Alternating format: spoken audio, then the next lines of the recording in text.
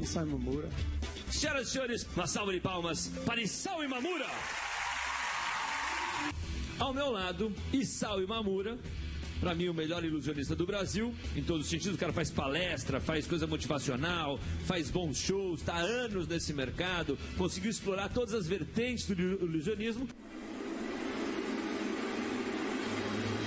Um ilusionista fantástico, Isao Imamura. Nosso ilusionista, Isao Imamura. O maior ilusionista da América Latina, impressiona todos nós ao vivo. Eu tenho que agradecer a você, fiquei muito feliz aí pela parceria. Isao Imamura. Obrigado, Isao Imamura. Obrigado a toda a equipe. O resultado não podia ser outro, o campeonato da Beija-Flor. Isao Imamura. Nosso ilusionista Isao é um dos maiores mágicos do mundo. Isao Imamura. Isao Imamura. Isao Imamura.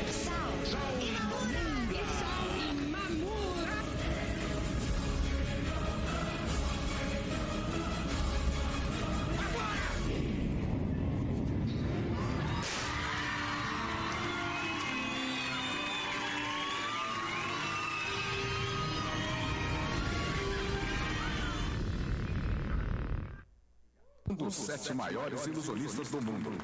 Senhoras e senhores, Isao Imamura. Queridos, queridas, bom dia a todos. É uma grande alegria estar aqui, é uma grande honra estar diante de vocês, tá bem?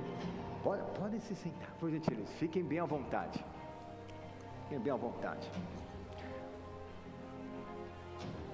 Esse vídeo, por que eu passo esse vídeo?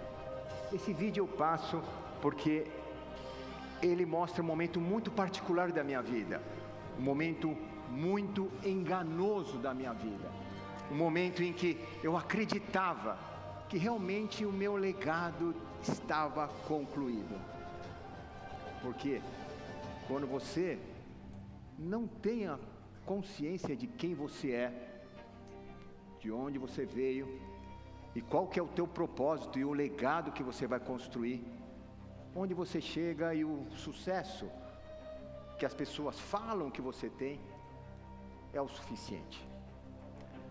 Mas esse vídeo lembra muito bem o momento em que eu estava totalmente iludido, totalmente enganado, acreditando que este era o final. Mas quando você tem uma percepção ampliada, você percebe que aquilo que parecia o final é apenas o começo de algo muito maior. E é por isso que hoje estou aqui para falar sobre percepção estratégica. Percepção estratégica. O que é que a gente não está enxergando? E que se a gente enxergasse, mudaria totalmente o nosso destino. Temos a percepção comum, que é a percepção instintiva, que a gente chama, aquela percepção que você enxerga o mundo com seus olhos, por aquilo que você ouve, por aquilo que você toca ou cheira, mas também a percepção emocional, aquela que você tem através de uma memória afetiva. Você vai num lugar e sem que você imaginar ou sem você ter a consciência, aquele lugar pode te lembrar algumas coisas do passado. Então você pode se sentir bem ou mal de acordo com o que você tem na sua memória. Mas a outra percepção, a percepção estratégica, é aquela que é percebida pelo corpo, pela alma e pelo espírito. E é sobre isso que vamos falar hoje, tá bom? Para iniciar, pessoal, eu criei muitas coisas que são maneiras de fazer as pessoas compreenderem melhor aquilo que eu falo. Uma delas é experiências perceptivas. Eu gostaria de convidar vocês a participarem dessa experiência. Quem quiser participar, por gentileza, e puder, fique em pé e vamos, em 2 minutos, fazer essa experiência, tá bom? 2 minutinhos. Vamos lá. Queridos, vamos fazer aqui uma jornada, tá bom? Qual que é essa jornada aqui? Eu imagino que eu estava assim, e onde eu queria chegar, assim, conectado. Dedos entrelaçados significa conectado. Conectado com quem? Com aquelas pessoas que fazem sentido para a minha vida. Polegares para o alto, por quê? positividade. Não estamos aqui para ser negativos, mas quando as pessoas perguntam como você está, é normal eu falar, estou muito bem. Dupla positividade. Então, dedos para cima. Mas o dedo para cima tem um outro sentido também. Eu aponto sempre para aquele que é o nosso Criador, aquele que criou tudo que existe na terra, embaixo da terra e nos céus, para me lembrar que eu não sou o centro dos fatos ou o centro do mundo. Então, é aqui que eu quero chegar, e não tímido. Eu não quero chegar tímido, mas eu quero chegar sim posicionado, mostrando quem eu sou em cada lugar que eu vou. Por isso, eu estico bem os meus braços, tá bom? Vamos então fazer essa jornada juntos, ok? Vamos lá, estique os braços assim, legal. Seria tão fácil, né, pessoal? É só encostar as mãos, entrelaçar os dedos e pronto, está tudo feito. Mas não. Temos vícios emocionais, temos traumas que nem imaginamos, mentiras que foram colocadas em nossos corações. Então, vire os braços assim. Já não ficou tão fácil mais. E quando eu penso que não pode piorar, piora. As adversidades do mundo nos colocam à prova. Então, cruze os braços assim. Aí fica mais desconfortável, não? A gente pensa que poderia ter feito mais alongamento, né, no dia a dia. Mas está tudo bem, porque o objetivo não para, a gente quer se entrelaçar. Então, se conecte com as pessoas, entrelace aí. É fundamental isso. É fundamental estarmos com irmãos. Mas então, queremos ser positivos muitas vezes. Estique os polegares e vejam para onde ele aponta. Estica bem o braço, tá bom, pessoal? Bem o braço, estica bem, não deixa... E qual que é a minha ideia? A minha ideia é que, independente do que nós sentimos, é que nós podemos, de alguma forma, através das boas novas, mostrar para todos que é possível virar este jogo, para que você possa se posicionar, seguir o teu propósito e construir um legado. Já aconteceu? Aconteceu. Relaxem, estamos todos juntos nessa jornada, uma salva de palmas para todos.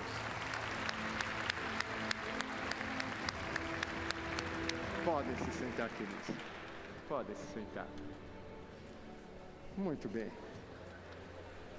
Isso é o que eu chamo de percepção estratégica ou experiências perceptivas. O que é que eu posso fazer para que as pessoas possam entender como que é a jornada, como que funciona isso?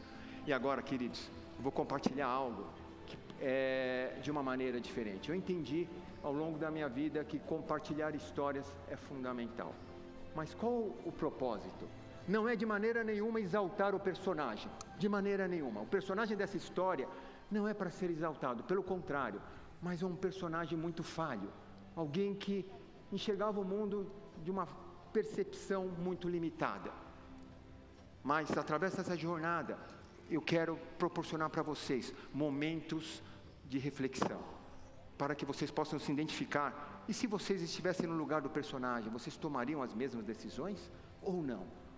Outro detalhe, cada um vai absorver a história de acordo com o seu grau de maturidade. Uma criança vai observar mais a parte estética, a parte mais lúdica. Um adolescente já vai questionar mais, vai entender talvez algumas mensagens, mas não tão profundamente. Um adulto, ele já vai entender 70% da mensagem e apreciar apenas 30% daquilo que é mostrado de forma lúdica. Mas o idoso, ele vai se identificar 90% com essa história. Ele só lamentava de não saber como passar isso para gerações futuras.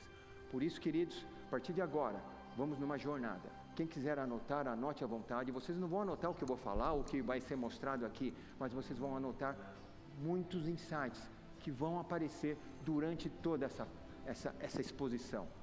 Tá bom? E por quê? Porque essa anotação que vocês memorizaram ou anotaram é que vai fazer a diferença para vocês quando saírem daqui deste lugar. Então vamos lá. Tudo começou com esse carinha aqui. A infância. A infância é o começo de tudo. Tudo tem um começo. Dizem que melhor do que começar bem é terminar bem. Muitos começam bem, mas terminam mal. Aqui é um começo. E talvez não seja tão bom. Essa criança, 6 anos de idade, asiática, olhos puxados, cabelo liso, cara de lua cheia, dente tossindo. Ele era por fora isso, mas por dentro ele era muito tímido demais. Ele não sabia se relacionar com pessoas, desajeitado, mas era o que ele era. Mas ele tinha uma vontade de conhecer mais pessoas, de se conectar. E crianças se conectam com outras crianças. Não importa se a criança é mais gordinha ou magrinha, se o pai é mais rico ou mais pobre, se tem o olho puxado ou olho não puxado, cabelo liso, enrolado, pele clara ou escura, não importa. Todas são crianças. Mas não foi isso que ele descobriu no primeiro dia de aula. No primeiro dia de aula, a primeira coisa que ele ouviu foi: japonês, vai para o Japão, sai daqui do nosso país. No dia da Copa, torce para o teu time, aqui não é o seu. Olho puxado. E ele começou a ter uma mentira no coração, porque é nessas oportunidades que as mentiras são colocadas. Ele era rejeitado, não pertencia a esse lugar, e ele era inferior. Por que eu não tenho olhos normais e eu tenho o meu olho puxado? E ele tomou uma decisão, não queria mais se ferir, ficou isolado. Mas os pais dele, preocupados com esse isolamento, sabiam que isso não era bom, então tiveram uma ideia. Eles compraram uma caixa de mágicas para ele, aquelas caixas que você compra em lojas de brinquedo. Para quê? É uma brincadeira, para ele poder mostrar a mágica para outras pessoas e ele poder se conectar mais com elas, em vez de ele querer ficar isolado. Ele ganhou o presente, não achou graça nenhuma, mas ele foi obediente. Ele começou a praticar aquela brincadeira da mágica, desajeitado, fazia mal feito demais. O primeiro desafio era ter coragem para mostrar para outras pessoas. Até que um dia ele teve a coragem de mostrar para a tia dele, que cuidava dele de vez em quando, uma tia japonesa que trabalhava muito, mas não tinha tempo para brincar com ele, era muito carrancuda muitas vezes, dava muita bronca nele. Mas ele teve a coragem de mostrar a mágica para ela, e todo desajeitado, a tia parou o que estava fazendo, olhou para ele, sorriu e começou a aplaudir. Ele então percebeu que, uau, eu tenho alguma coisa poderosa nas minhas mãos. Quando eu faço, eu tenho a reação diferente da pessoa.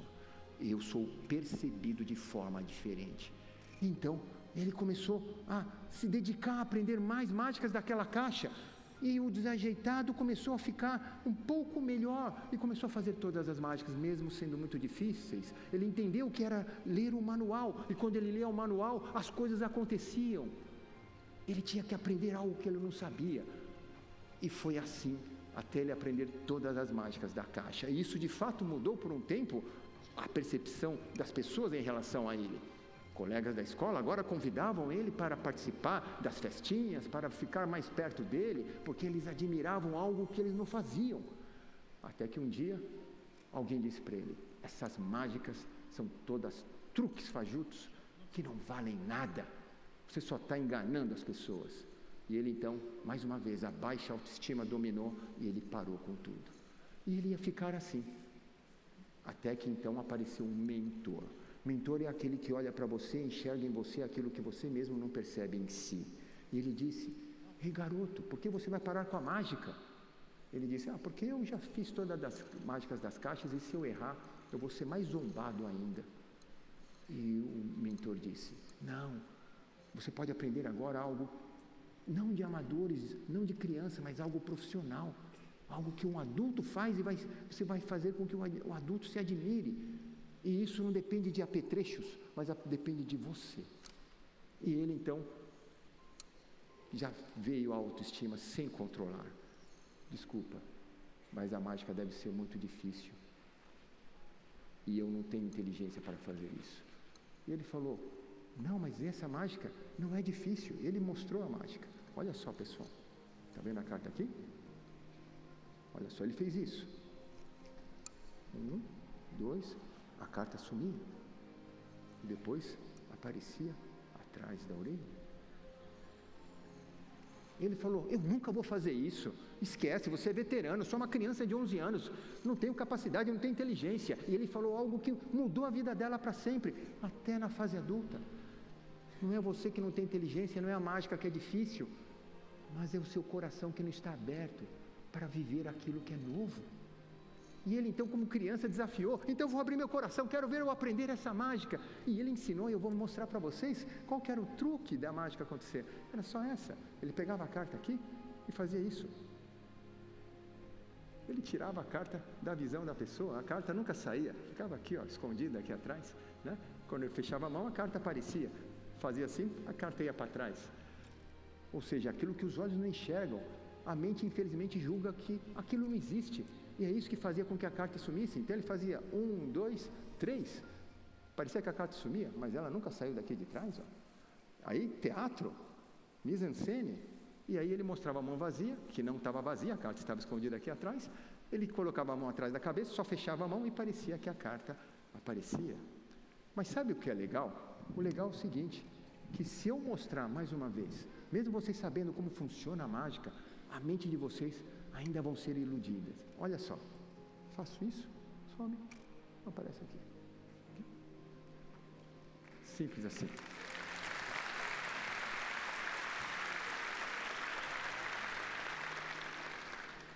E aí então, ele abriu o coração para aprender o que é mágica. Porque quando você abre o teu coração, você está pronto para mergulhar em algo que você nunca viu antes, algo completamente novo. E aqui no caso foi isso. E ele aprendeu muito mais do que mágica, porque mágica é uma arte milenar, é uma arte teatral total. Não tem nada de misticismo, não tem nada de sobrenatural, pelo contrário, é teatral puro, são técnicas. Eu vou mostrar inclusive uma técnica, porque eu aprendi muito mais do que a mágica de desaparecer alguma coisa, mas aprendi muitos princípios, que hoje eu combino com os princípios que eu aprendi aqui do reino. Eu gostaria de pedir emprestado uma aliança da plateia. Alguém pode me emprestar? Uma aliança. Vou descer aqui. Tem uma aliança? Qual o seu nome?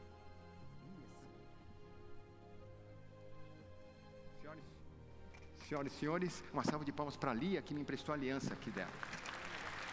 Ah, tá, por favor, também. Pessoal, vou colocar aqui uma fita para manter o... Obrigado, viu? Está aqui, olha só. A aliança está aqui. Eu vou pegar um plástico, tá? A aliança da Lia. A aliança é algo importante, não, pessoal? Representa algo muito importante. Tá bom, pessoal. Aqui, pronto. Vou colocar aqui nesse saco plástico, porque aquilo que é importante deve ser bem guardado, tá certo? Ok? Tá aqui, pessoal? Bem, aqui eu tenho a aliança da Lia. É algo importante, não é, Lia? Se você for embora para casa sem aliança, é problema, não é problema? É. Agora imaginem que essa aliança representa algo que é importante para cada um de vocês também. É algo importante para você. Reflete alguma coisa. E aquilo que é importante você não pode tirar o foco, certo? Você tem que estar com foco nele, cuidando dele o tempo todo. Mas agora eu quero mostrar para vocês algo que não tem o valor dessa aliança. Algo que não vale quase nada. Algo que é comum, que você encontra em qualquer lugar. Tá bem? Essa caneta. Mas é com essa caneta que eu vou fazer com que a aliança da Lia desapareça diante de vocês. Tá bom? Olha só. A aliança da Lia aqui. Dá para enxergar? Caneta. No 3. 1. Está aqui a aliança ainda. 2. Está aqui ainda. E 3. Ué, a aliança da Lia não desapareceu. Ah, mas a caneta sumiu. E aí eu falo, mas pessoal, onde está a caneta? Vocês querem saber? Eu vou mostrar agora para vocês. Olha só onde é que está a caneta. Olha aqui na minha orelha, pessoal. Aqui, ó. Tiro com calma a caneta, tá bom? Aqui. Mas agora que vocês já viram onde está a caneta, eu posso fazer com que o anel da Lia desapareça de verdade. Muito obrigado.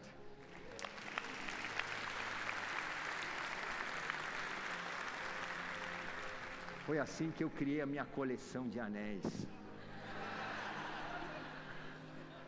Queridos, mais uma coisa a pessoa pode falar. Mas Saulo, pera um pouquinho, né? Onde está a caneta? A caneta está aqui, mas e o anel? O anel está aqui, pessoal, olha só. Não na manga. Na manga todo mundo fica de olho. É óbvio, mas aqui no bolso ninguém imaginou. Olha o anel aqui. Foi parar no meu bolso. Aí as pessoas falam, então foi rapidez, você foi muito rápido. E eu falo para vocês que essa é a maior das ilusões. As transformações reais não acontecem de uma forma rápida. Ela tem um processo. Sabe qual é o processo? Eu vou mostrar para vocês. Chamei a atenção para o anel da Lia. Eu vou virar de costas, como se vocês estivessem lá no telão e aqui é apenas os bastidores, tá bem? Olha só. Eu mostrei o anel para todo mundo focando no anel. Chamei a caneta, falando que com a caneta eu vou desaparecer o anel. Mas o foco ainda estava no anel. 1, 2. No 3 eu coloquei a caneta tranquilamente atrás da orelha e fingi que bati 3. E chamei a atenção para o anel de novo. Como a atenção estava no anel, ninguém percebeu que eu coloquei a caneta na orelha. Mas eles viram só depois que eu falei, a caneta sumiu, eu chamei a atenção. Aí o pessoal, é mesmo? Sumiu. E aí que eu fiz? Criei a curiosidade. Então, todo mundo, mas onde está a caneta agora? E aí, quando eu revelei e satisfiz a curiosidade, mostrei a caneta na orelha, eu tranquilamente, sem pressa, sem rapidez, coloquei o anel da Lia no meu bolso. Eu até errei na hora aqui, mas ninguém percebeu. Aí eu achei depois de novo e coloquei direitinho, tá bom? E venho com a mão fechada novamente, para que as pessoas, pensem que o anel está lá. Ilusão, engano. E nessa hora, eu posso bater a caneta e o anel desaparece. E ela está no meu bolso. Queridos, esta não é uma lição sobre desaparecer objetos, mas é uma lição muito mais preciosa para todos nós hoje. Quantas vezes em nossas vidas nós nos distraímos com recompensas imediatas, prazeres momentâneos, e deixamos de ver aquilo que realmente importa, os valores eternos. A decisão de decidir o que você vai perceber em cada momento é nossa, mas isso se você tiver a percepção estratégica e não a percepção instintiva. Uma salva de palmas para a Lia. Eu vou devolver para ela.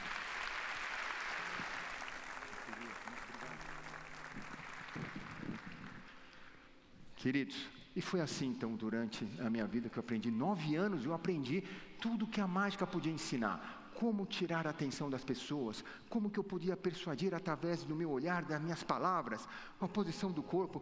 Tudo foi treinado para parecer algo natural, mas no fundo era tudo artificial, com uma única finalidade: distrair as pessoas para que elas não olhassem onde estava o truque, o segredo da mágica acontecer. Eu entendo que eu era um mestre das distrações. Foi então que 9 anos depois, eu construí a minha própria rotina. Eu não tinha má intenção nenhuma, mas eu construí 9 anos depois uma própria rotina. E eu entendo que quando você está preparado, as coisas acontecem. E o que eu fiz? Eu preparei a minha própria rotina, criei meu próprio ato, pronto para surpreender as pessoas. Ninguém tinha visto essa mágica em nenhum lugar. Até que tocou o telefone, 9 anos depois. Era um organizador da Olimpíada de Mágicas. Eu nem sabia que existia Olimpíada de Mágicas, lá do Japão. E ele falou com meu pai, dizendo: queremos levar seu filho para o Japão, para representar o Brasil na Olimpíada. Quando meu pai deu a notícia, até pensei assim, engraçado, aqui no Brasil sou japonês, lá no Japão sou brasileiro. Nem isso eu sabia quem eu era. Mas tá bom, eu falei, mas tá bom, pelo menos vai ser alguma coisa legal.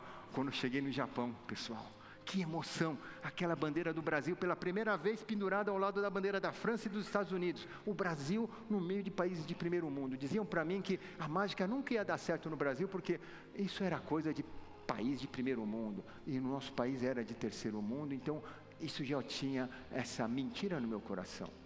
Mas cheguei lá, eu falei, não, vamos mostrar que o Brasil também é bom em várias coisas, e não só no futebol e no samba.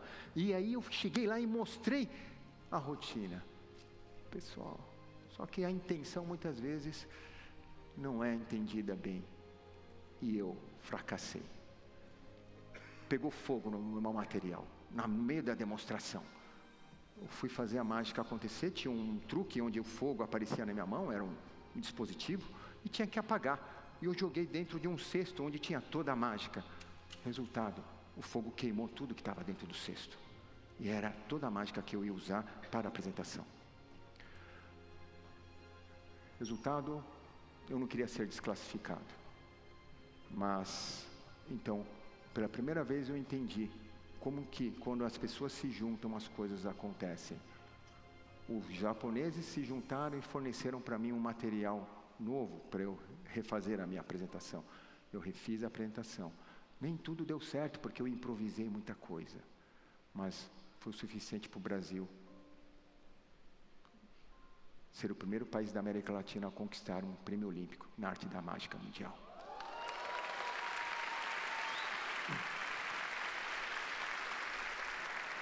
E eu quero agora apresentar apenas 2 minutos dessa rotina que fizeram diferença para o nosso país, usando aquela técnica da carta que some desse jeito aqui, né? E uma combinação, mostrando que como que um pequeno passo faz toda a diferença para você desenvolver os demais. Então vamos lá. Vou ficar aqui. Vou colocar uma trilha sonora e vou realizar uma performance. 1988, Japão. Magic Olympics. As cartas eram metáforas do que era Cartas são como sonhos. Dependem da atitude do mago para a magia se tornar real.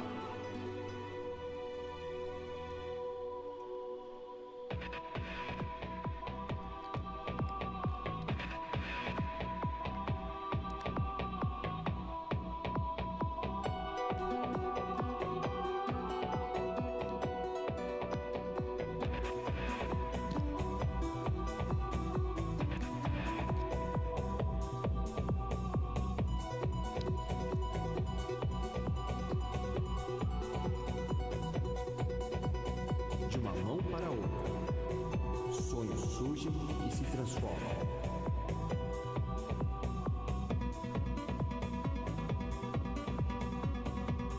Às vezes parece que acaba, mas o mago faz surgir mais.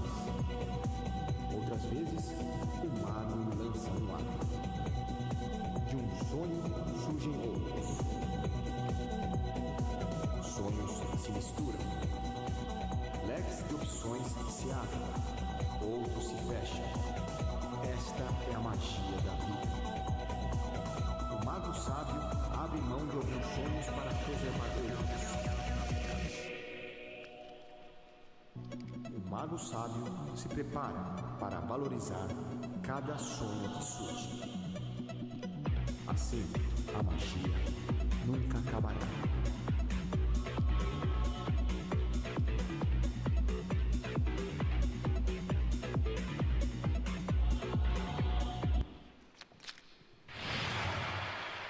Simples cartas.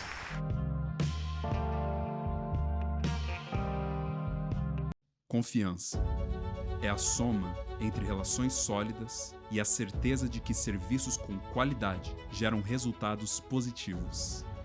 Na Vepper, não entregamos apenas um serviço de ponta a ponta, mas também a garantia de que estamos alertas o tempo todo. Somos autorizados pela Polícia Federal a atuar nos estados do Paraná, Santa Catarina, Rio Grande do Sul e Rio de Janeiro. Inovação, versatilidade e excelência no atendimento são elementos fundamentais no nosso dia a dia, que fazem da Vepper referência em segurança patrimonial e segurança pessoal. Vepper, excelência em segurança.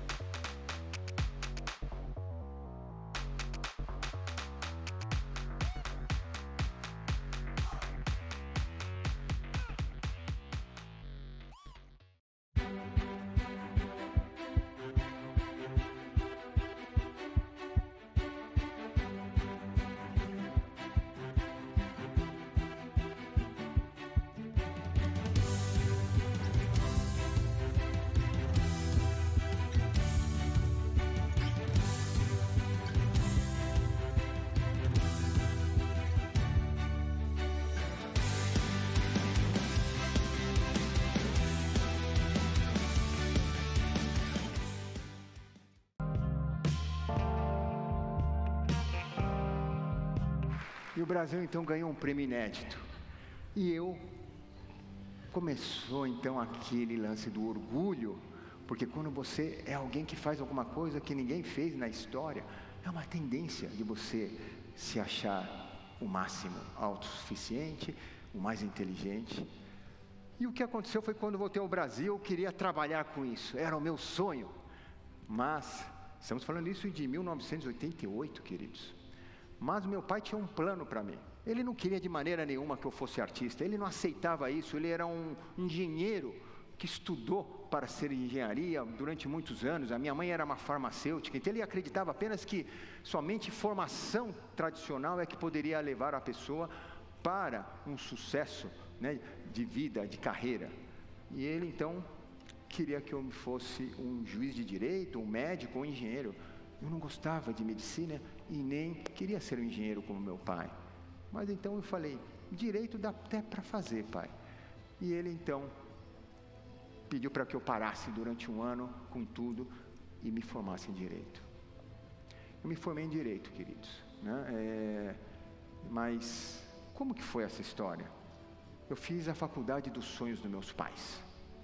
A faculdade de Direito do Largo São Francisco, lá em São Paulo, onde se formaram 13 presidentes da República do nosso país.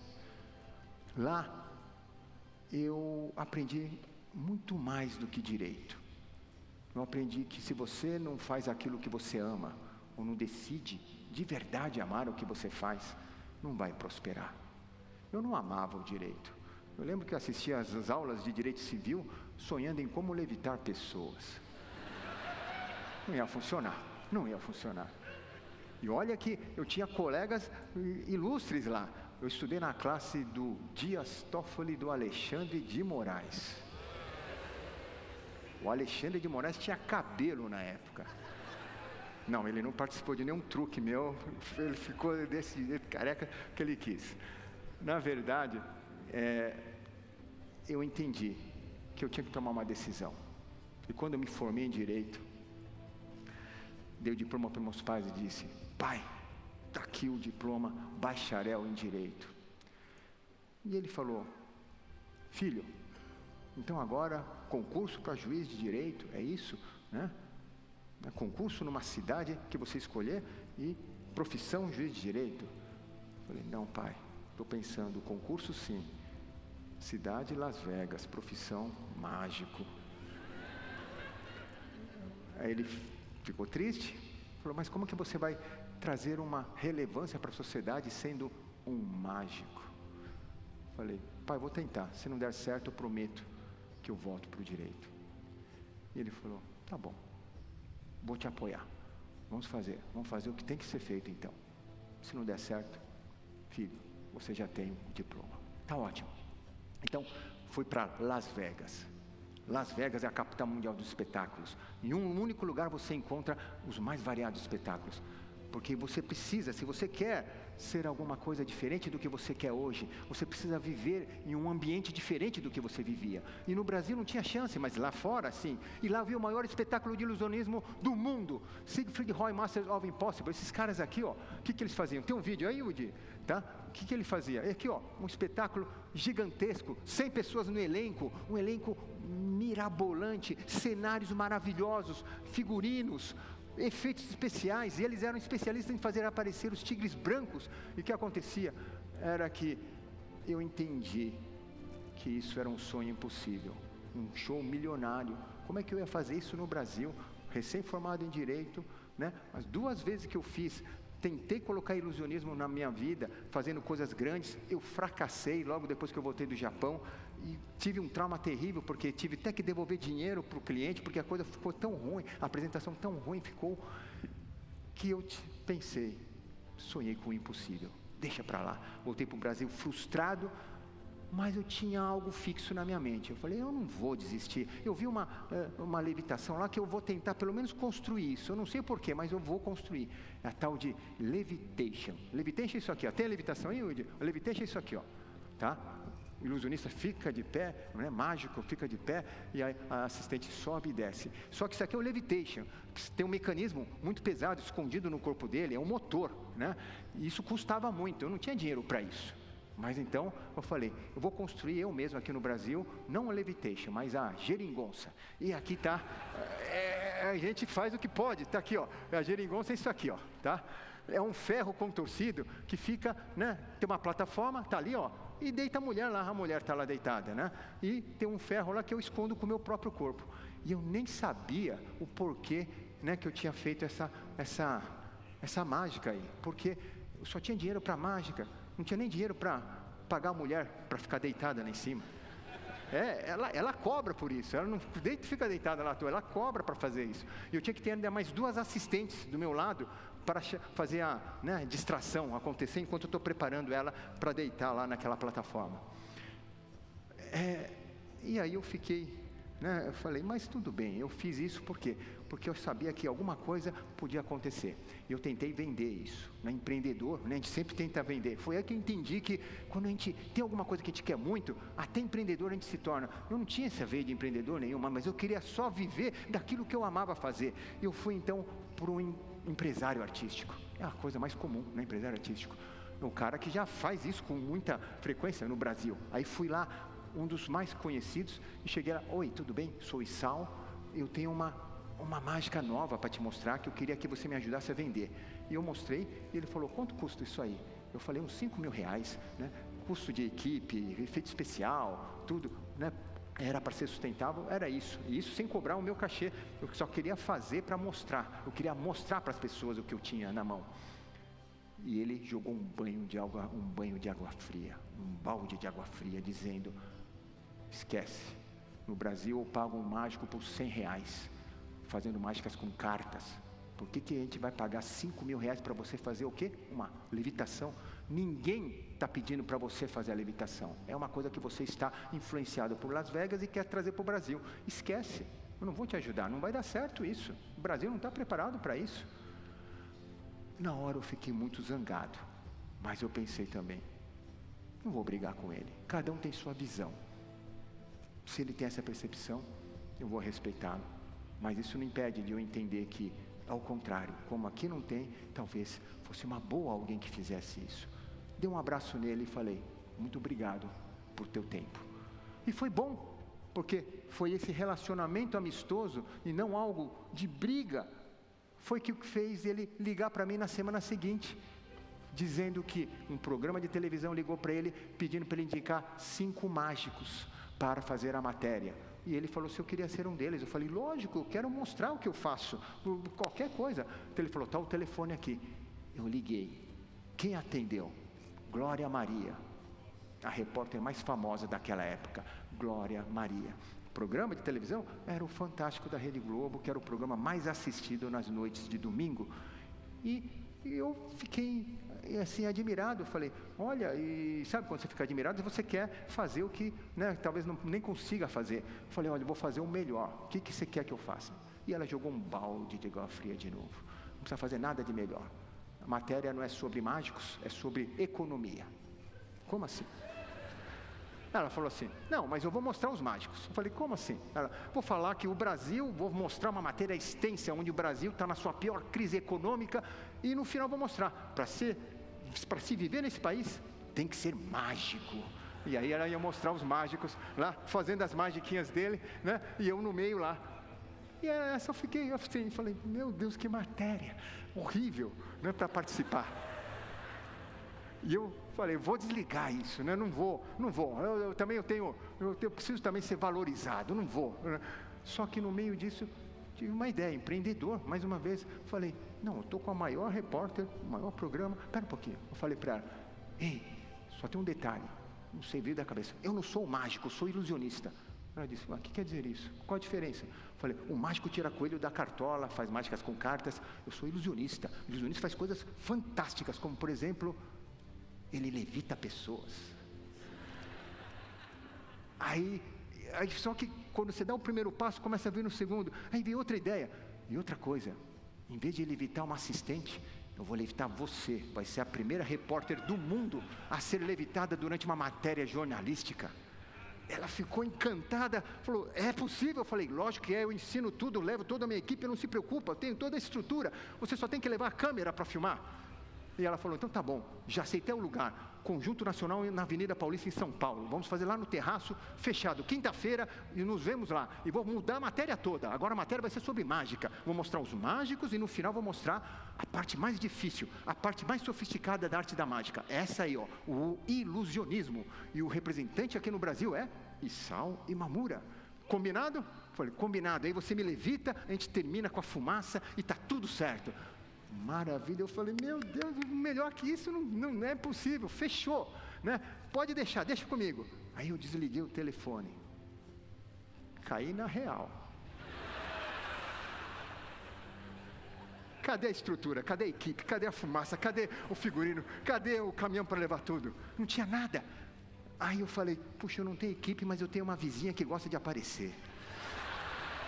Fui lá na vizinha, você quer aparecer no Fantástico, fazer sucesso? Ela era aspirante a modelo, o que tem que fazer? Eu falei, 3 coisas, ensaiar muito, trazer seu próprio figurino, porque assistente que se preze tem seu figurino próprio, né? E terceiro, não tem cachê, aliás é você que tem que pagar o cachê para mim, porque você vai estar no Fantástico. E ela ficou olhando para mim feio, depois ela falou, tá bom, eu aceito. Eu falei, uau, que legal, né? Deu certo, precisava de mais outra, né? São 2. A terceira ia ser a Glória que ia ficar no meio. E aí eu falei, eu vou correr atrás da outra. E aí ela surpreendeu, ela falou, não, eu tenho uma amiga, ela aceita as mesmas condições, eu posso levá-la? Aí já deu uma de difícil e eu falei, bom, vou cancelar com a outra para pegar então sua amiga e tá tudo certo, né? E aí ela levou a amiga, ensaiamos muito durante, né, aqueles 2 dias, levamos tudo, eu improvisei, tinha uma máquina que era tão fraca, assim, a fumacinha era tão fraca, mas era o que eu tinha. Pedi um carro emprestado e levamos a geringonça lá para o Conjunto Nacional, ensaiei a Glória Maria estava perfeita, ela era muito firme, ela era atlética, então ela ficou perfeita, esticada, mas quando eu vi, gravando, eu vi a cena, eu vi aquela fumacinha muito fraca, né? As assistentes desengonçadas, né? Com vestidos pretos assim, que um combinava com o outro. Eu falei, o que eu estou fazendo? Eu falei, mas já foi, agora eu tenho que fazer a pose aqui do ilusionista. E fiz a pose. Queridos, aquilo que para mim era uma coisa horrível, quando foi ao ar na televisão, foi algo que me impressionou. Eu mesmo não acreditei que era eu. Esse cara sou eu mesmo, estou fazendo lá. A televisão engana tudo, né? E parecia um espetáculo de Las Vegas. Resultado, essa matéria ficou tão famosa que todas as vezes que a Glória ia no programa de televisão comemorar o aniversário dela, ela fazia questão de mostrar as matérias que ela mais gostou, e essa sempre estava no meio. Quando ela partiu, também faleceu, a Globo fez uma homenagem e essa cena também apareceu. Isso então fez com que eu não ganhasse dinheiro, mas eu tivesse um posicionamento como primeiro ilusionista da história do Brasil. E assim veio a segunda oportunidade, um novo mercado, porque eu achava que eu ia ser famoso no show business, e não foi, porque estamos falando de 93, não tinha nem internet na época. Ligou um cliente que falou, Sal, você é aquele ilusionista que levitou a Glória? Eu falei, sim, nós queremos encomendar com você um projeto, você faz lançamentos de produtos, né, para empresas? Ele perguntou se eu faço, se eu já fiz, né? Você já fez? Sim, eu lembro que eu falei que tinha feito 2, né? Falei, fiz 2, fiz 2, aliás, né? Só não falei que foi um fracasso, mas ele não perguntou também. Se ele perguntasse, eu tinha que falar, mas ele não perguntou. Falei, fiz sim. Né? Ele, então, eu quero encomendar com você um projeto. Falei, qual que é? É uma aparição para um lançamento. Aparição de um produto novo qual produto que é? Né? Pensei que era uma cadeira, talvez um cartão de crédito, né? Um produto novo é um novo modelo de um caminhão de 7 toneladas e 4 metros de altura. Nós somos da empresa Scania do Brasil. E aí eu tinha que tomar uma decisão na minha vida, aceitar esse projeto ou não. E eu aceitei. Pessoal, quando veio a resposta, eu achei que eles não iam fechar. Mas quando veio a resposta, fiquei admirado, porque eu não sabia se ficava feliz ou triste, porque agora eu tinha que fazer, né? E era um projeto que ninguém no mundo tinha feito ainda, ninguém no mundo. Então eu fiz dentro dos meus limites, mas o caminhão apareceu e durante 20 anos, 2 décadas depois, este projeto foi o que mudou. Tem aí o Yudi. 2 décadas, isso. 2 décadas de um sonho impossível tornou sustentável aquilo que eu sonhava. E esse vídeo mostra isso. Esse vídeo foi criado para quando eu fui convidado para ser o embaixador oficial daquele filme chamado Truque de Mestre. Um filme que fez sucesso mundial, 700 milhões nas bilheterias do mundo. E eu fui um embaixador brasileiro desse filme que ajudou a lançar esse filme aqui no Brasil. E aqui foi o dia do lançamento. Esse vídeo eles fizeram para que no final do filme passasse esse vídeo também, né? Então o dia que o Brasil foi o campeão olímpico, né? O dia em que aí nós colocamos as obras que foram feitas, o primeiro carro que apareceu num palco de um teatro brasileiro, a primeira vez que apareceu um caminhão na televisão brasileira, a primeira vez que apareceu um helicóptero, que foi um pico de audiência na história da televisão brasileira. Começamos a ensinar outras pessoas a fazerem as próprias mágicas. Nossa equipe se tornou a primeira a realizar e se especializar em aparições de automóveis diante da plateia. O dia pediu para nós fazermos a aparição de um caminhão em cima dos pneus dela, uma boa ideia. E aqui foi quando Volkswagen pediu para que nós fizéssemos a aparição do caminhão Constellation. E aí, quando as coisas eu achei que ia parar, os artistas famosos do Brasil, duplas sertanejas, cantores populares, diziam: Issal, queremos entrar em grande estilo como você entra no seu espetáculo. Então nós começamos a dar consultoria para eles. Eles apareciam do nada diante dos fãs que estavam lá, né, gritando. Vans, lançamos muitas vans. Jô Soares, antes de partir, pediu algo inédito no programa dele. Nós fizemos a primeira e única aparição de uma Lamborghini na televisão brasileira, que está até hoje registrada nos acervos da emissora. Nós também ajudamos o Luan Santana. Ele não queria sair correndo no final do show, lembro disso. Eu falei: então vou fazer o seguinte, eu vou sumir com você no final. E ele sumia no final e ninguém sabia para onde ele tinha ido. Até carnaval, pessoal, 2003, nunca carnaval foi colocado ilusionismo no carnaval, nunca. Mas naquele dia colocamos, e aqui 2011 foi uma das vezes em que a Cláudia Raia apareceu e a Beija-Flor foi a campeã através do nosso espetáculo. E aqui o ato que foi apresentado para 2 presidentes da República do nosso país.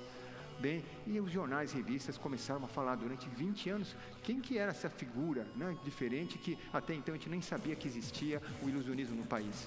E ficou então a frase que ficou marcada: o maior ilusionista do Brasil. Essa foi a jornada daquela criança que sonhou e chegou no ponto.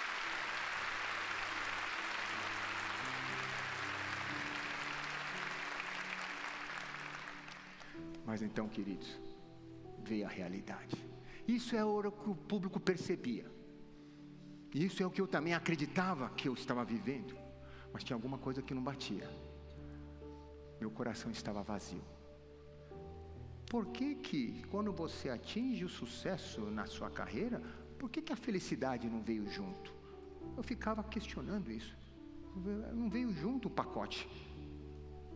Estou aqui, números que não crescem, não param de crescer, fama, reconhecimento, tudo aquilo que eu sonhei, mas o que é que está faltando? Eu comecei a olhar no espelho, e eu comecei a perceber, e perguntar para mim mesmo: por que você está fazendo o que está fazendo? Quando eu perguntei isso pela primeira vez, eu tinha uma resposta muito clara: estou realizando o meu sonho, qual que é o problema? Porque eu sempre quis ser uma pessoa boa. Quem é que não quer ser? Se alguém perguntar: você quer ser uma pessoa boa ou uma pessoa má, que destrói a vida das pessoas?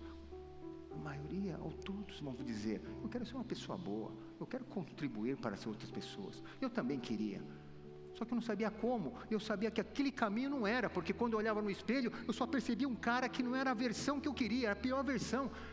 Era um cara que só olhava para os outros com um interesse direto. Amizade, eu só tinha amizade se aquela pessoa era interessante. A equipe dizia para mim: não caminhe com essa pessoa. Eu falei: mas aquele cara é legal. A equipe falava: não, mas você tem que caminhar com aquele. Mas aquele cara não presta nada, o cara não vale nada, não tem moral, o cara não segue valores e princípios. Não interessa, mas é bom para os negócios. E para mim estava tudo bem, porque realmente eu queria. O negócio era o meu Senhor, o meu empreendimento era o meu Senhor. Eu faria tudo por aquilo, eu faria tudo para que aquilo sempre me levasse cada vez mais para o meu sonho, para o meu prazer, para a minha alegria. Só que essa alegria começou a diminuir, o prazer começou a diminuir, e aquilo que também fazia eu acordar todos os dias pela manhã já não fazia mais sentido. E eu entendi, eu construí uma casa sobre areia, e quando bateu a tempestade, tudo desabou. E quando tudo começou a desabar do lado meu, perder sentido, eu não queria mais continuar fazendo o que eu fazia. Eu lembro, só que na vida não é assim que funciona. O que você construiu, você já está construindo uma máquina que não pode parar. E eu comecei a soltar a mão de tudo.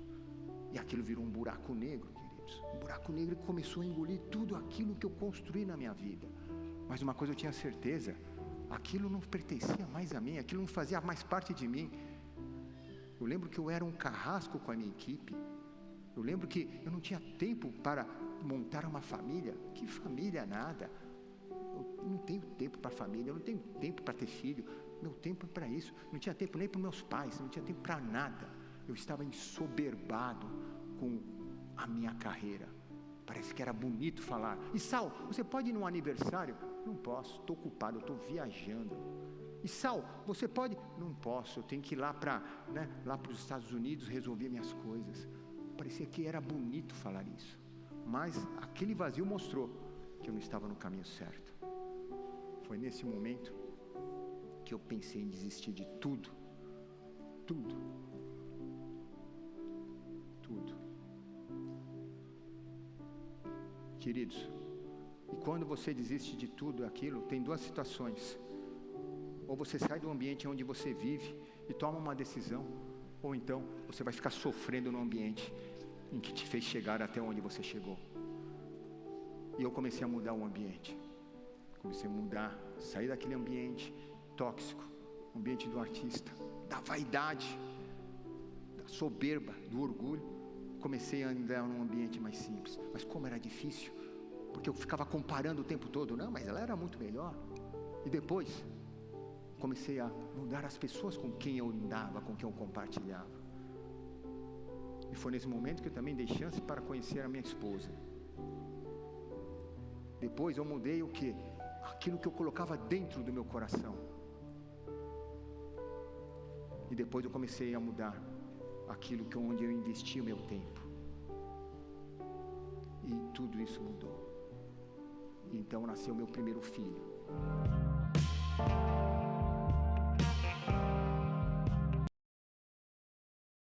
E para nós, qual é o nosso dever? Conduzimos ao único caminho, a verdade e a vida.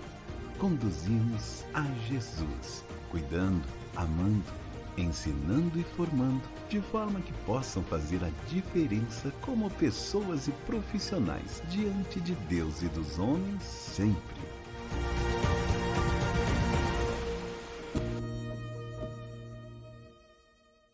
Se a gente empilhasse todos os 25 mil imóveis que a MyBroker vendeu ao longo dos 14 anos, teríamos um prédio de 75 quilômetros de altura. Isso equivale a 9 vezes a altura do Monte Everest, alcançando a termosfera, onde ficam os satélites de baixa órbita. Mas mais importante que a altura é o impacto que cada uma dessas vendas teve na vida de quem comprou. Cada imóvel vendido representa um novo começo. A sua primeira casa, um imóvel de alto padrão, ou uma nova fase para a vida de uma família.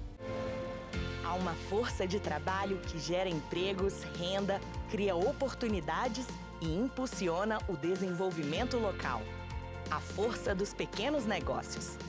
E nós estamos ao lado desses empreendedores, da formalização à gestão. Somos o Sebrae Paraná e trabalhamos para que micro e pequenas empresas prosperem e ajudem a melhorar a vida das pessoas.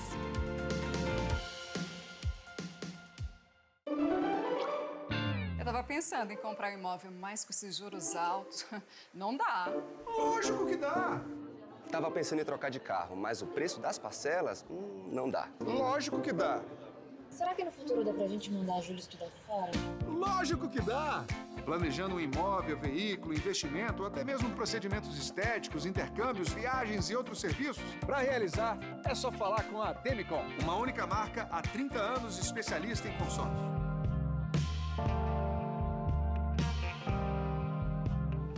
E o meu primeiro filho foi um marco muito importante. Foi através dele, quando minha esposa, que já conhecia Jesus, disse: queremos, acho que consagrar nosso filho para Deus. Eu falei: que é isso?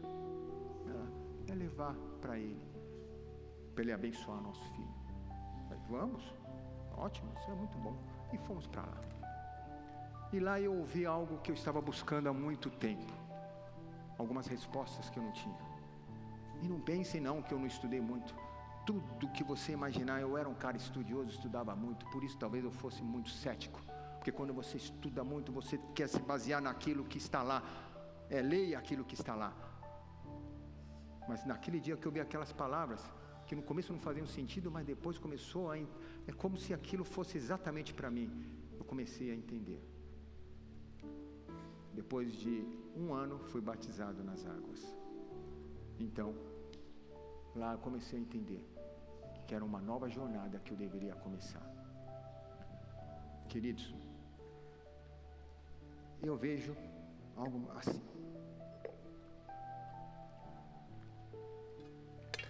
Eu vou ilustrar de uma maneira bem simples. Como é que eu via? Eu via isso. Eu achava que eu nascia puro desse jeito.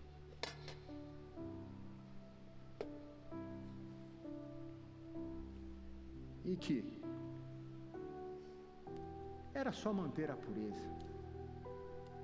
Mas eu entendi que não. Eu já nascia desse jeito, sem eu perceber. Mas, por mais que eu fizesse as coisas e acreditasse que aquilo era bom, eu ia adquirindo coisas que não eram boas. Uma mentirinha, uma ilusãozinha, uma falta de comprometimento. Eu falei: pode parar que quando eu envelhecer, eu nem vou mais me reconhecer. E foi o que aconteceu. Foi então que disseram para mim: há um novo caminho. E qual caminho? Um novo caminho que tira isso que separa você daquilo que é puro. Eu falei: e o que é? Jesus. Eu falei: de novo essa conversa. E mesmo eu lutando, depois que eu vi meu coração vazio, eu abri meu coração para o novo. E aquilo que parecia impossível começou a se tornar possível. Mas então eu falei: uau, agora eu me imaginava que eu estava num caminho de me tornar isso. Mas eu falei: quem que é esse que está fazendo isso? Esse é o Filho de Deus, que veio aqui para tirar o pecado do mundo, essa mancha, e que tudo que há nele é puro, e que o pecado não consegue vencer.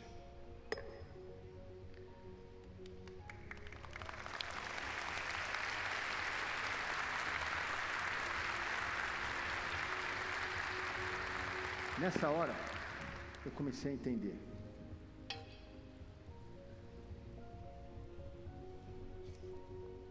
que eu precisava aprender muito o novo e abrir o coração mais uma vez para a nova jornada.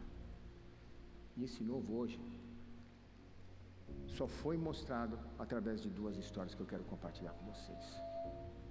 A primeira foi quando eu fui convidado para a inauguração de um consultório de um amigo meu que estudou comigo quando criança.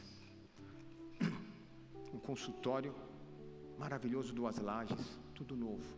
E como é bom quando você está perdido, você ficar alegre com a alegria dos outros. Fui lá, eu vi aquele consultório. Eu tentei me conter mas ao mesmo tempo, eu não conseguia me conter. Eu falei, uau, como é bom, né? A pessoa que chega nesse nível de sucesso. Mas eu também cheguei. O que aconteceu? Onde estava a minha alegria? Mas lá nesse consultório eu conheci os pais dele. Os pais dele, que eram um casal de velhinhos japoneses. E eu lembro, na hora de ir embora, eu abracei bem forte o pai dele, e eu não sabia o porquê. Mas então eu percebi que aquele velhinho japonês lembrava o meu pai, que eu não via há 9 anos. Não porque meu pai tinha falecido, mas porque eu estava ensoberbado com a minha carreira, lembram? Eu achava que eu nunca tinha tempo para ele. E naquele dia que eu voltei para casa, aconteceu algo diferente. Pois no dia seguinte, recebi uma ligação do consultório dizendo que aquele velhinho, aquele senhorzinho, foi naquela manhã conferir a laje, a finalização da obra. Mas ele caiu, perdeu o equilíbrio, caiu de uma altura de 6 metros. A notícia era que ele tinha falecido naquela manhã. Pela primeira vez, eu tive uma empatia, uma dor pelo próximo. Porque eu pensei, naquele dia, ontem à noite, eu pude abraçá-lo. A partir de hoje, nunca mais vou fazer isso. No velório foi pior. Eu aprendi que a gente aprende muito mais no velório do que numa casa de festas.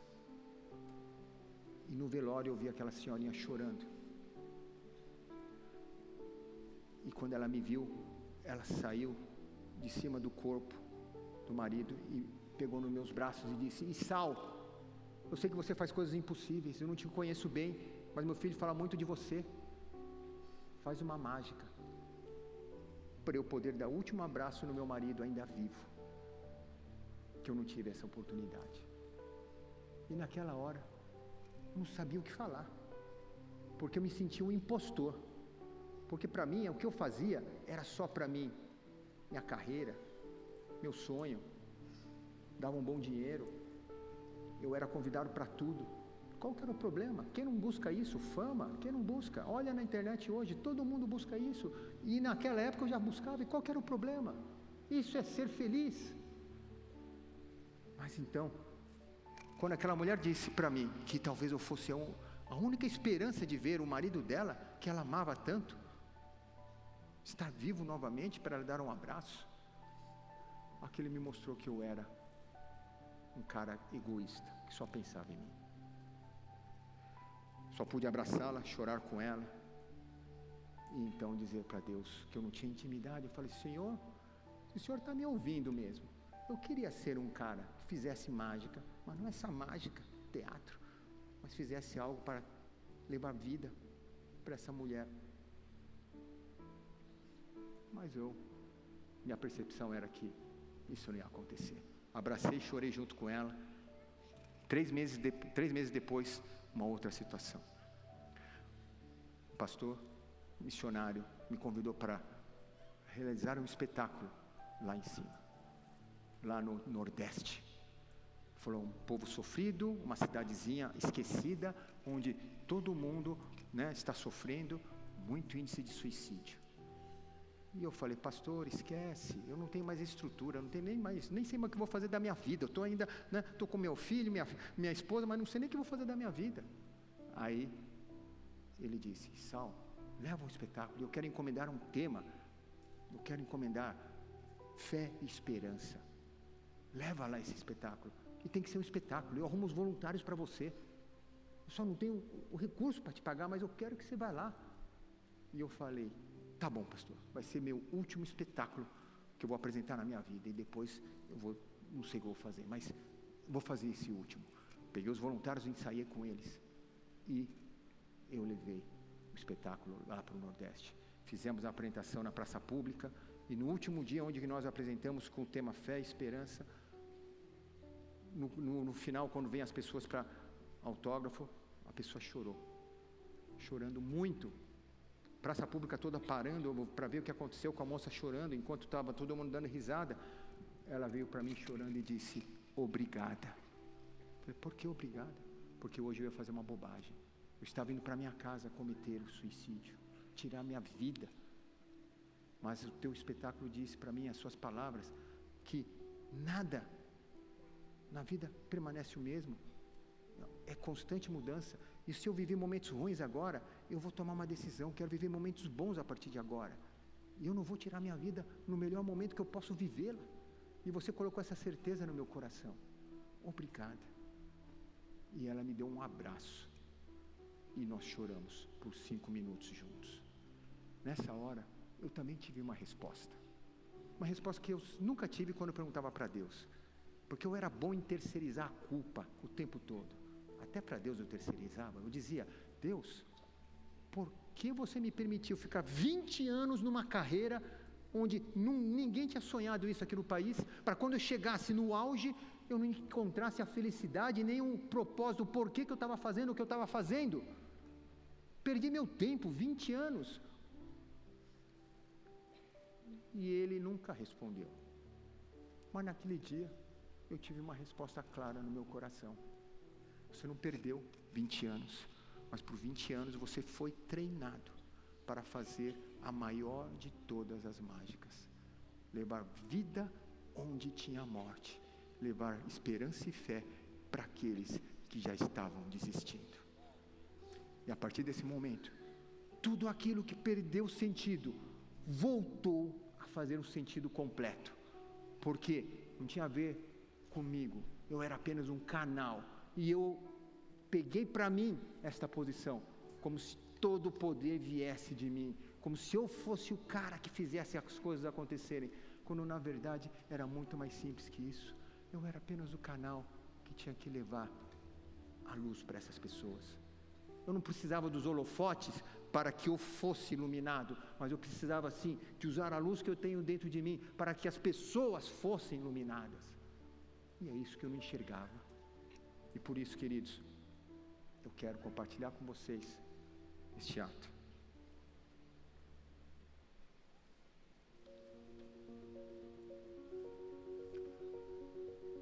Este ato que é uma corda simples, que eu entendia que o ideal era uma corda circular, onde a gente fala de eternidade, onde a gente fala de legado, porque não tem um fim. Aquilo que você sonha hoje vai ser continuado por gerações futuras. Mas eu não enxergava isso. Eu enxergava apenas uma vida reta, uma linha, começo, meio e um fim que diziam que é triste, porque eu ouvia as pessoas que não tinham sabedoria, mas eu tentava enxergar o que elas diziam e eu aceitava bem, porque elas diziam, aproveite o meio da tua vida o máximo que você puder, antes de chegar no fim, porque no final, tudo que você conquistou, você não vai levar, e no final as pessoas que você ama vão te abandonar. Então, aproveite o meio, não se preocupe com as pessoas, se preocupe no seu deleite.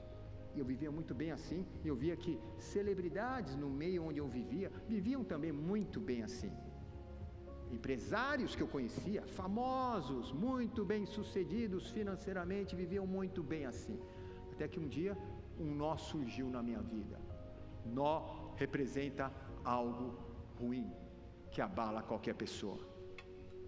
E quando surgiu esse nó, eu ouvi uma voz, e Saul, há uma nova direção para você seguir, muito amorosa, mas eu era orgulhoso e dizia, não preciso de uma nova direção, eu preciso sim de usar melhor o talento que eu tenho, a inteligência que eu tenho e recursos que não me faltam. Essa tesoura grande representa tudo isso.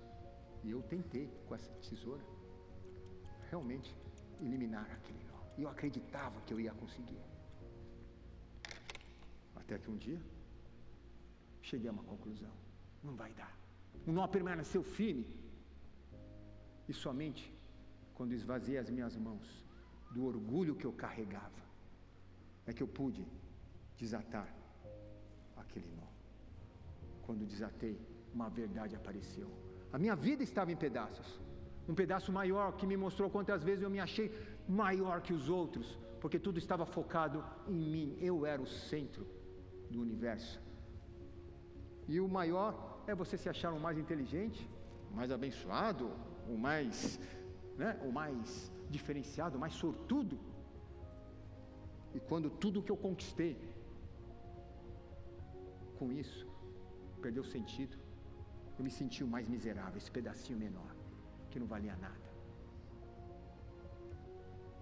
Mas então aquela voz mais uma vez me mostrou, nem menor, nem maior. Somos todos iguais aos olhos de Deus. E quando eu tirei isso que estava na minha cabeça já, eu acho que todo mundo tem isso. Somos todos iguais. Só que na verdade cada um está buscando ser o melhor. Então eu coloquei isso. O que significa ser igual? Eu coloquei no meu coração. É que eu entendi que não há melhor ou pior. Somos um único corpo, guiado por uma única cabeça. E que eu tenho que então colocar isso no coração e ver se a minha vida estava sendo vivida da maneira coerente com esse pensamento. E eu vi que não. E eu tinha que então tomar uma decisão: continuar até o fim chegar, ou abrir mão de tudo que eu tinha conquistado e começar tudo de novo. Eu tomei essa decisão, porque nunca é tarde para restaurar uma história de vida.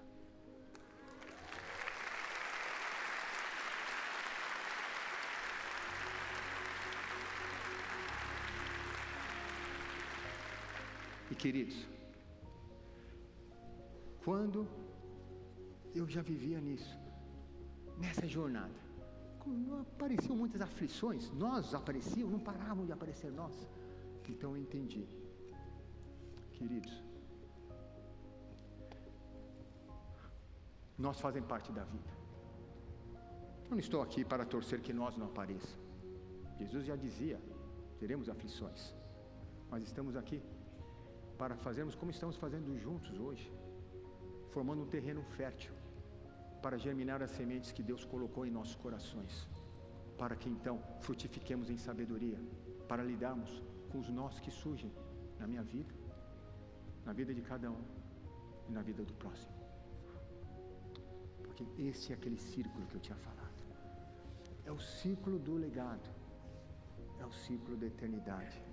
Eu posso viver a vida sob a perspectiva do legado, como se eu tivesse sempre esse círculo na minha mão, onde cada passo que eu dou hoje, viver verdadeiramente, chegando e abençoando as gerações futuras, ou então fazer como eu fiz nos meus primeiros 40 anos da minha vida, acreditar na minha própria força, autossuficiência e na minha genialidade, vivendo a vida como se fosse um pedaço de corda com começo, meio e um triste fim que eu torcia para não chegar.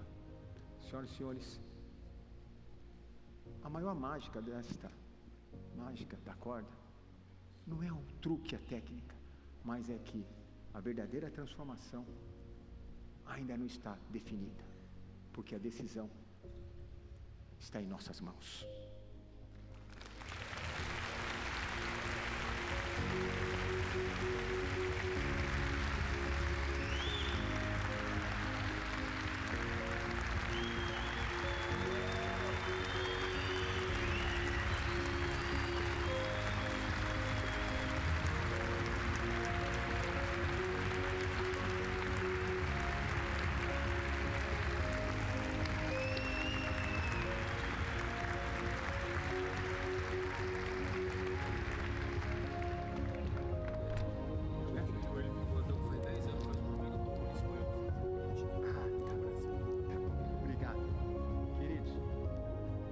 Foi baseado nisso, então, que eu resolvi colocar isso dentro de um livro, tá bom?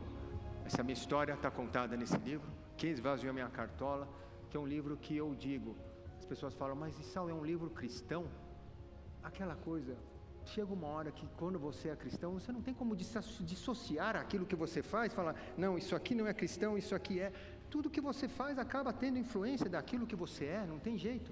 Então esse livro é um livro que fala sobre quem esvaziou a minha cartola, o que é que você tem colocado na sua cartola, porque o mágico ele coloca na cartola, lá nos bastidores, no fundo da cartola, aquilo que ele quer tirar na frente do palco para impressionar a plateia dele, para fazer a diferença na plateia dele. É isso.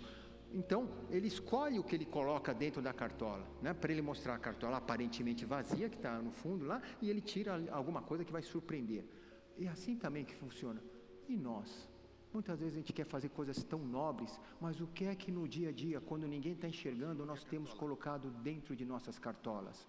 Será que estamos colocando que tipo de filmes, que tipo de informação, que tipo de conteúdo estamos colocando no dia a dia, que tipo de ambiente estamos absorvendo isso? Isso tem tudo a ver com aquilo que você quer tirar na frente para abençoar a outra pessoa.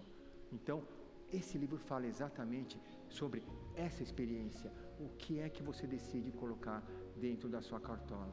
O livro vai estar aqui na frente e hoje aqui para abençoar cada um, eu tenho uma decisão. Os 100 primeiros que comprarem vão ter aqui o quê? Um curso que eu coloquei, um curso de mágica, porque para mim mágica é uma experiência. Não estou falando que mágica é a única experiência, mas é uma experiência que faz o quê? A pessoa pensar que tudo aquilo que ela quer transformar tem um processo para ela seguir. E se ela não seguir esse processo, não adianta acreditar que, vou estalar os dedos, as coisas vão acontecer. E esse curso de mágica serve para isso. E tem tanto para criança como para adulto. E esses 2 cursos estarão, né, para vocês como presente. Então, que vocês possam apreciar isso. O livro tem um preço bem baixo, que é justamente para quê? Para que todos possam adquirir. E qual é a ideia? A ideia é que esse livro seja o começo de uma nova reflexão, porque eu entendi que uma coisa é você ser quem você é 24 horas, mesmo quando as pessoas não estão enxergando. Outra coisa é você vestir uma roupa, fazer uma ilusão, onde, chegou aqui o cara que é conectado com Deus. Aí quando sai daqui, uau, ainda bem, estava aguentando mais. Queridos, essa é uma ilusão que eu vivi durante muitos anos da minha vida, antes de conhecer o Senhor. Mas eu via muitas pessoas fazendo isso. Pessoas com atitudes que na frente eram muito simpáticas, mas quando ficavam de trás falavam mal da pessoa. A maledicência. Quantas vezes eu vi isso acontecendo na minha vida? E eu falei, eu não quero isso, eu não quero isso. Eu quero algo diferente para a minha vida. E escolhi. Eu achava que o meu padrão era o maior. Por quê? Eu não era viciado em drogas, eu não era viciado em bebidas, né? Eu não era um mulherengo. Quer dizer, eu ficava julgando tudo.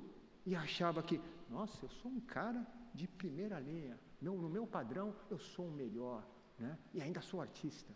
Só que quando eu vi um padrão inalcançável, eu enxerguei que era isso sim é padrão, é o padrão de Deus, é o padrão que Ele tem de plano para nós. Falei, isso sim é um padrão que eu quero viver. Só que eu entendi que sozinho eu não ia chegar. Mas então eu entendi, com Jesus do meu lado, com o Espírito Santo, eu consigo sim, né, cada dia estar mais perto desse padrão. Queridos, é por isso que hoje eu vou em todos os lugares compartilhar aquilo que eu vivi e aquilo que eu acredito. Deus abençoe vocês. Muito obrigado.